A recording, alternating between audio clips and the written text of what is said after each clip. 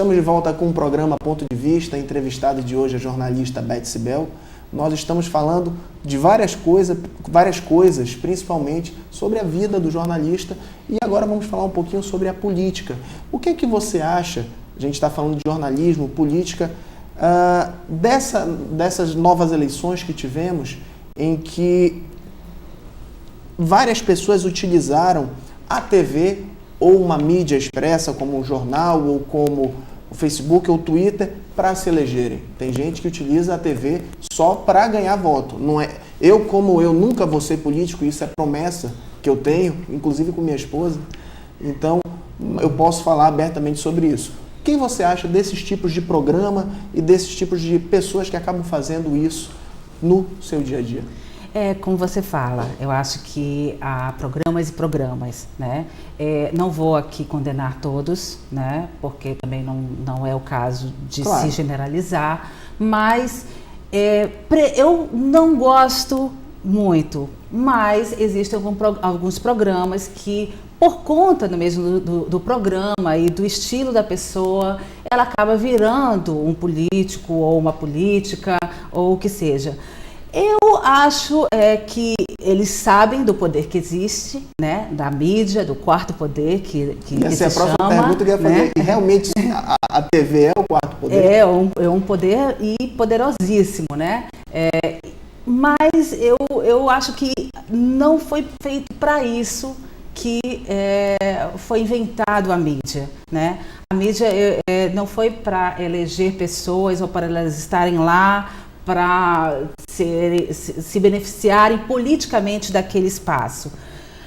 Mas, como eu estou lhe falando, não posso generalizar, apesar de não gostar, não condeno totalmente, mas eu não gosto, eu como pessoa, não sinto à vontade, e é bom que as pessoas saibam que existiu muito esse momento e que esse momento já não existe tanto, né? Existem aí programas que já não fazem tanto sucesso como faziam antes, né? Por conta dessa artimanha que foram feitas, dessa ação, né? Dessa atuação na mídia somente para a questão política.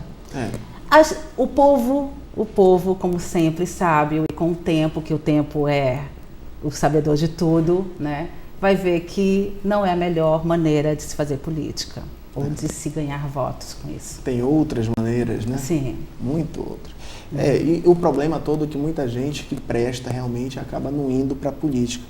Temos políticos valorosos, mas também temos vários que não eram nem para estar perto, na verdade, do parlamento. Não, infelizmente, né, Rodrigo? E assim, eu, como atuei muito no jornalismo político, eu gosto muito de política, né? Eu acho que a política é uma arte, realmente, e fundamental para a sociedade. Não acho que tenha que ser abolida de maneira alguma, mas gosto de política, mas eu acho que você pode fazer política sem ser um político profissional, né? E os profissionais que estão na política, eles deveriam, o que é lógico, se comportarem da melhor forma, né? Porque eles estão ali servindo de exemplo. Assim como você, como o seu programa, você se comporta de uma forma, porque você está ali fazendo o papel de toda uma sociedade. Você está sendo voz para aquilo. O político também, ele é voz para o povo. Então ele tinha que ser realmente o mais ético possível. E a gente tem que, pelo menos, dizer para as pessoas que o pior analfabeto é o analfabeto político. Então, você tem que se interessar por política. Sim. Eu não estou falando... Muitas pessoas pensam que política é só de 4 em 4 anos ou de 2 em 2, que na verdade é de 2 em 2. E é uma pena isso, que as pessoas utilizam política da pior forma, né?